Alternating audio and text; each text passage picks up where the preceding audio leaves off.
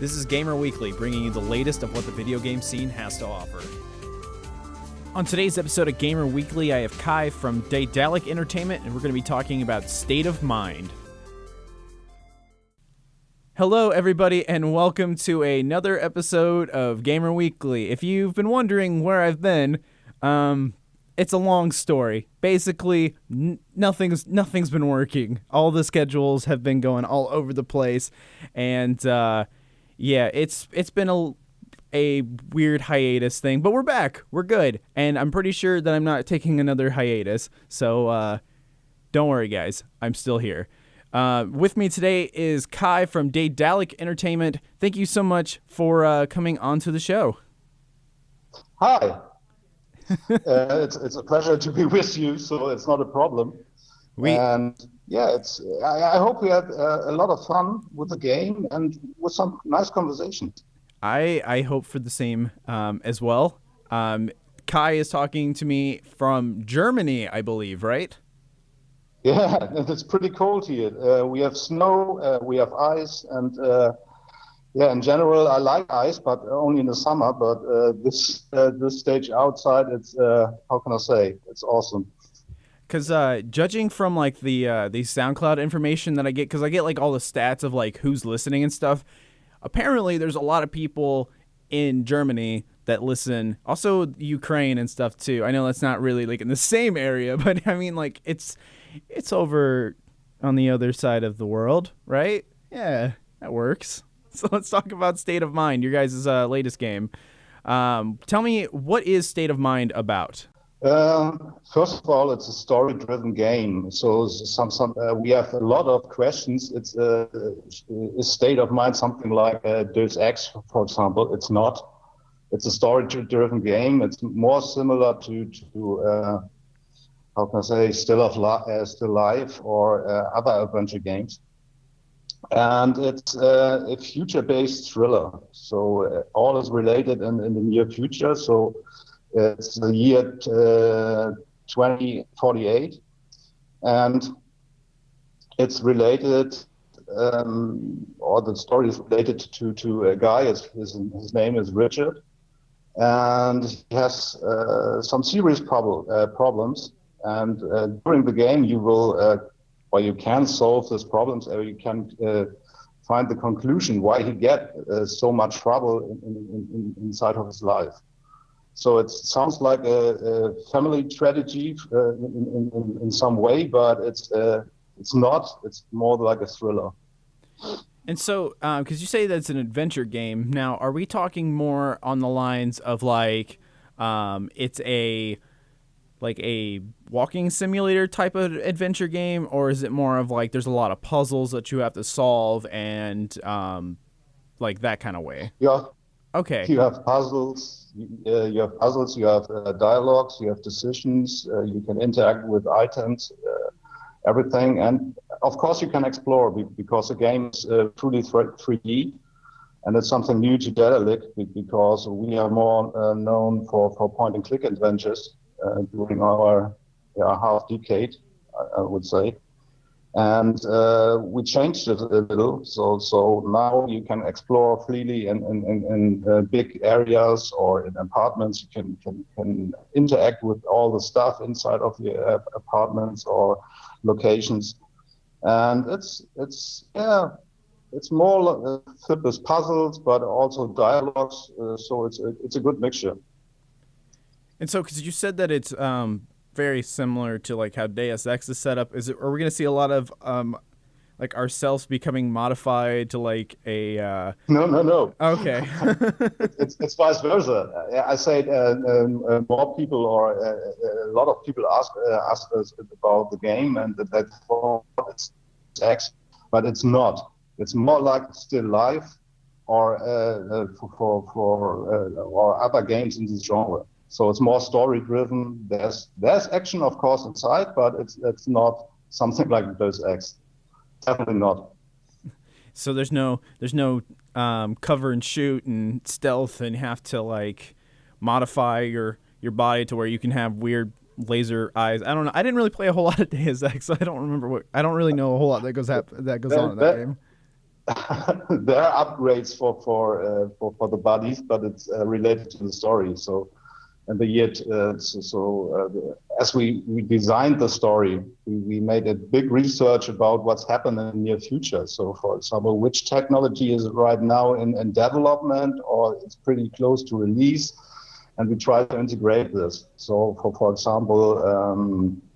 Google, for example, is working on lenses that you can have AR, augmented reality, in every piece of your life. So you're watching a bottle on the deck, and afterwards you can see where you can buy the bottle, for example, or you get the price, or you get the information how many of your friends still have this bottle, or any other shit. Sorry. No, that you can imagine what you can do with something like this. Okay, you can also have navigation inside. So we have, for example, food printers inside of our game. We have a lot of things that are working with holographic things. And also the humans or human-like characters still have some upgrades. They can interact with the internet or with electronic devices. So it's pretty the near future. And so the game itself has a very unique style to it. So it's very like a high def polygonal kind of look to it. What made you guys want to go with that kind of art style for the game? We during the pre-production we tried to define a realistic. You still have problems because you can't see a difference between game 1, 2, 3, or 4. And then we said, okay, no. We need a different kind of look. So we played around with the setting so that the main actor is more a shattered person. So he has many problems. And so we thought, okay, what will happen if we design something like a high-res polygon look? And then we ended up with this look we still have right now. So the environments are not as high-res polygons, but if you see the characters, it's still working, and it's a good mixture. It makes fun. Yeah, absolutely. And so, what is your favorite part of State of Mind? The favorite part? It's difficult to explain because I don't want to spoil the game. So. In the very first beginning, you think, okay, the story is going this direction, and you completely know about what happened or what will happen during the whole game. But the game will change the course several times. So it's like a good thriller where you don't know, or you think you know where's a murder or where's a problem or what's happened, and then it changed completely. And I really like this part of the game. So the best part of the game is the suspense of the story. Right. For me, yes. For others, it will be some pieces of the graphics or maybe some of the characters. But I like the twist in the story, and you're not fully aware what's happened. So that's really cool. Well, I'm looking forward to checking out the game. If you guys have not checked out State of Mind yet, you can find it on Steam. You can actually add it to your wish list, and it's coming out. Kai, when is it coming out? In July. It is coming out in July. So we've got a bit of time to wait for it, but you can add it to your wish list, and it will notify you when the game is available. And is it only going to be on PC?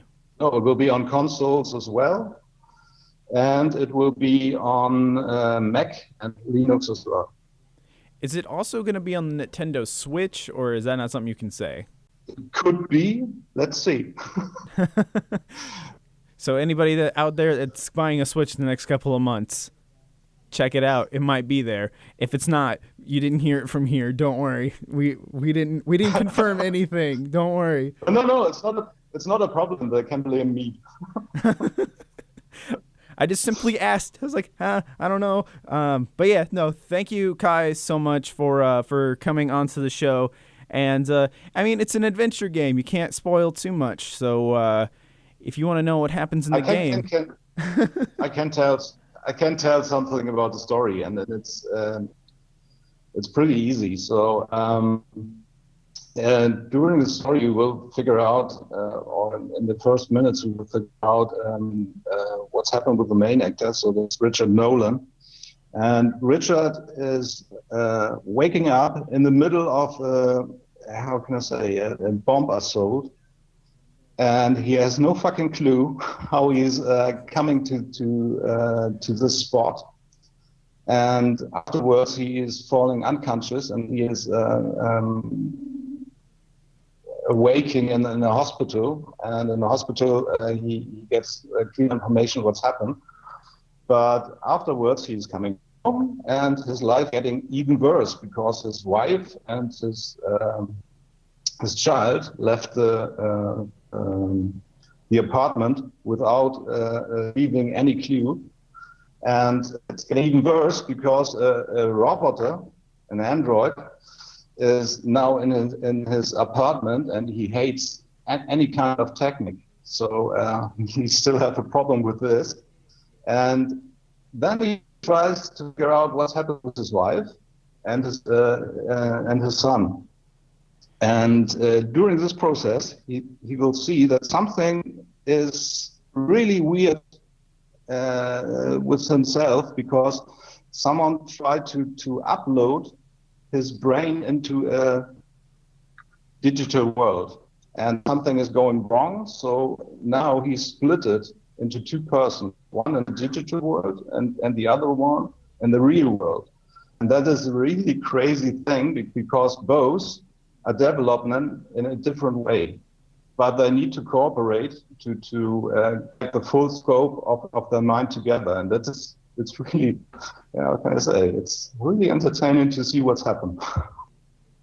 To me, it kind of sounds like a futuristic Memento. I don't know if you've seen that movie before. Yeah, I've seen them. We still have something like this inside of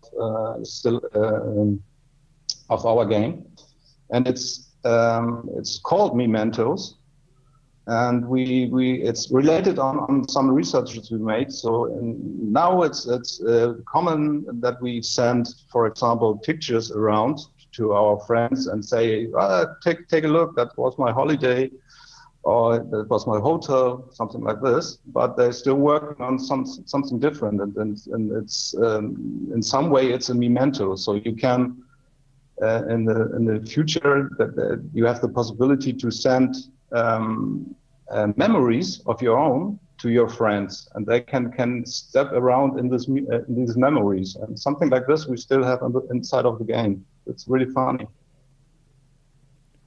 Well, so you can see what your friend has done at a certain point, or what different persons have done. So it's that state of mind. Yeah, no, it sounds awesome. I'm really excited to play the game, and everybody out there, it comes out in July.